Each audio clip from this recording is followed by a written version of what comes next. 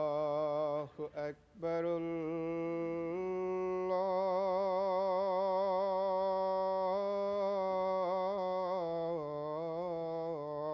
الله أكبر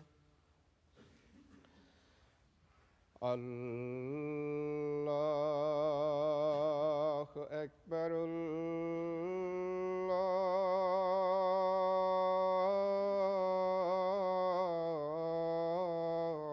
الله أكبر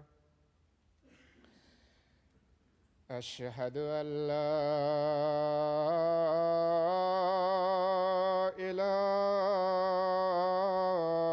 إله إلا الله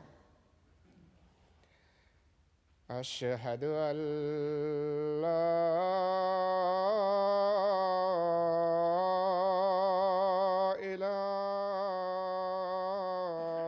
إله إلا الله أشهد أن محمدًا رسول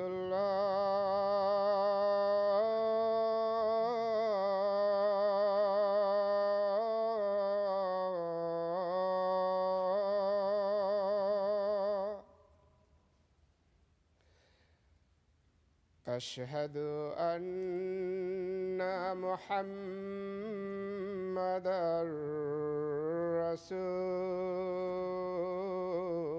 رسول الله حي على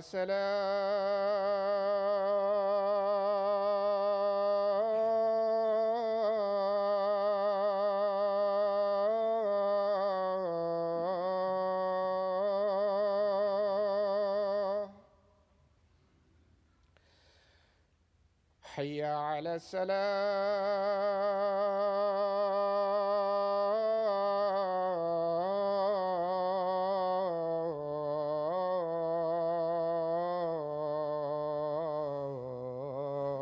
السلام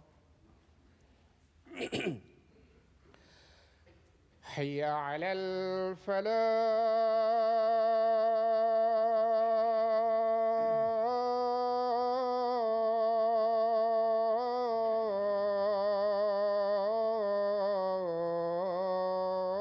الفلاح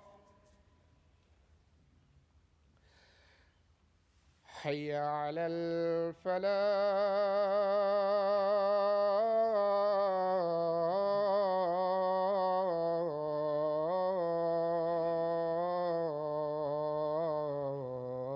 الفلاح الله أكبر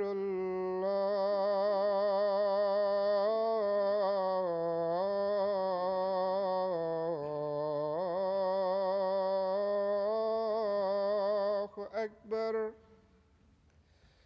لا إله إلا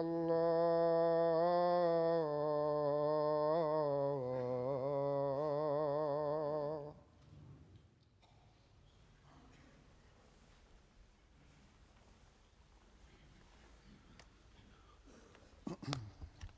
السلام عليكم ورحمة الله.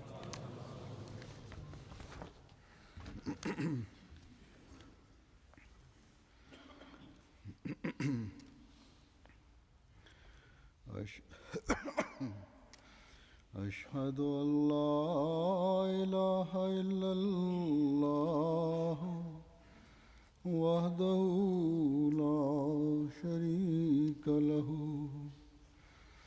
وأشهد أن محمدًا عبده ورسوله أما بعد فأعوذ بالله من الشيطان الرجيم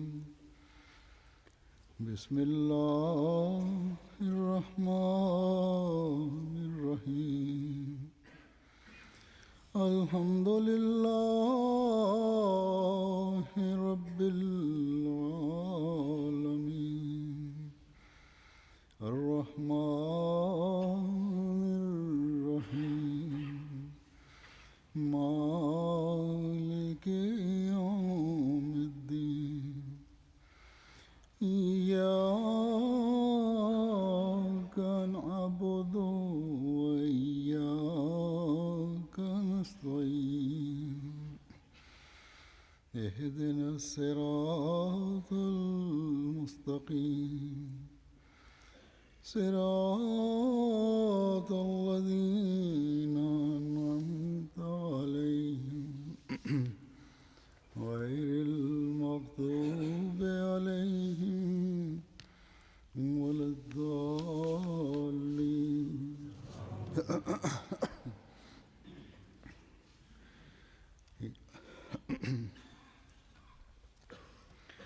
يا أيها الذين آمنوا استعينوا بالصبر والصلاة إن الله مع الصابرين اے وہ لوگو جو ایمان لائے ہو، اللہ سے صبر اور صلات کے ساتھ مدد مانگتے رہو، یقیناً اللہ صبر کرنے والوں کے ساتھ ہے۔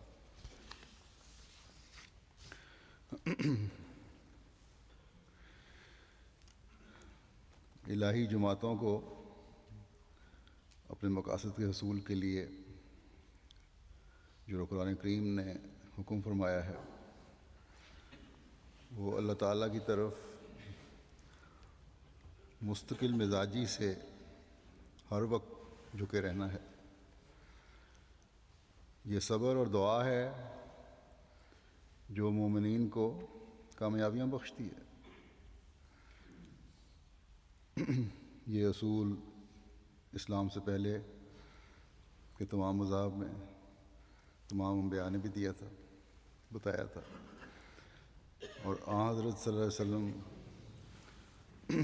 نے بھی یہی ہمیں سبق دیا۔ اللہ تعالیٰ نے آپ کو یہ تعلیم دی، اس کو آپ نے پھیلایا۔ ہم مسلمانوں کو یہی حکم ہے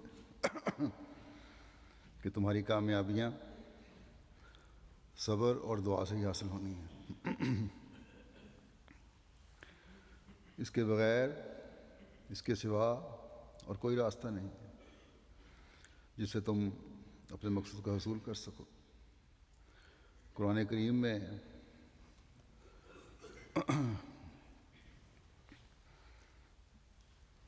وہ جو مختلف آیات میں صبر کے حوالے سے توجہ دلائی گئی ہے یا تلقین کی گئی ہے، اس کے مطابق صبر کی تعریف یہ ہوگی کہ اللہ تعالیٰ کے راستے میں جو تکالیف آئیں یا جن تکالیف کا سامنا کرنا پڑے تو کسی قسم کا شکوہ زبان پر نہ لاؤ۔ تاریخ انبیاء سے ثابت ہے کہ اور ان کے ماننے والوں کو بھی سے بھی یہی پتہ لگتا ہے تاریخ سے، انبیاء خود اور ان کے ماننے والے، کہ ان کو تکالیف کا سامنا کرنا پڑا اور کرنا پڑتا ہے۔ حضرت صلی اللہ علیہ وسلم سے زیادہ اور کون خدا تعالیٰ کا پیارا ہو سکتا ہے، لیکن آپ کو اور آپ کے ماننے والوں کو جن تکالیف سے گزرنا پڑا وہ ظاہر و باہر ہے۔ لیکن آپ نے اپنے صحابہ کی ایسے رنگ میں تربیت فرمائی تھی کہ شکوہ تو دور کی بات ہے، ان پر جب کبھی تکالیف آئیں یا جنگیں ٹھونسی گئیں یا کسی بھی قسم کے ظلم کیے گئے تو صبر اور دعا کے ہتھیار ہوتے تھے جو انہوں نے استعمال کیے۔ یہ قدرتی بات ہے کہ جب لمبا عرصہ تکلیفوں اور سختیوں کی زندگی سے گزرنا پڑے تو ایک انسان ہونے کی وجہ سے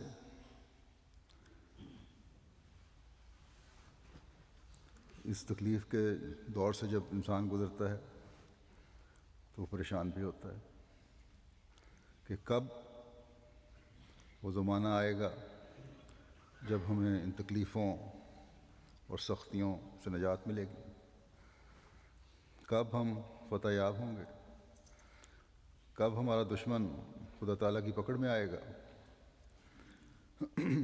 اللہ تعالیٰ مومنوں کو تسلی دیتے ہوئے فرماتا ہے کہ یاد رکھو کہ خدا تعالیٰ تم صبر کرنے والوں کے ساتھ ہے۔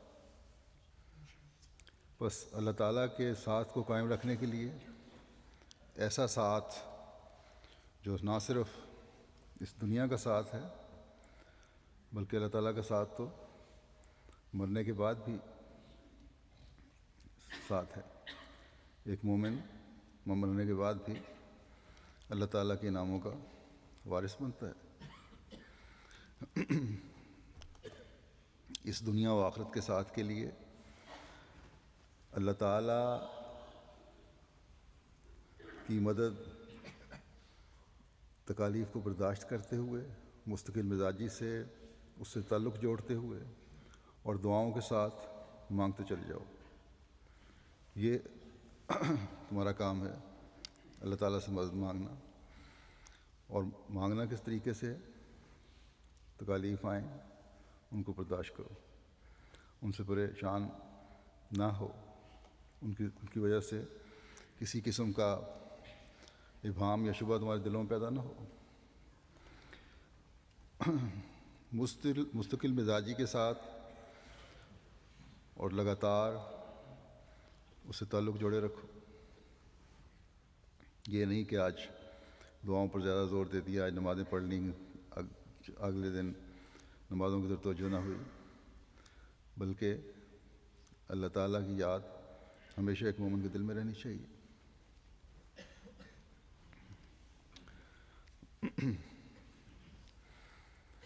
بس جب یہ چیز ہوگی، اللہ تعالیٰ سے تعلق ہوگا اور دعاؤں سے اسے مومن مانگ رہا ہوگا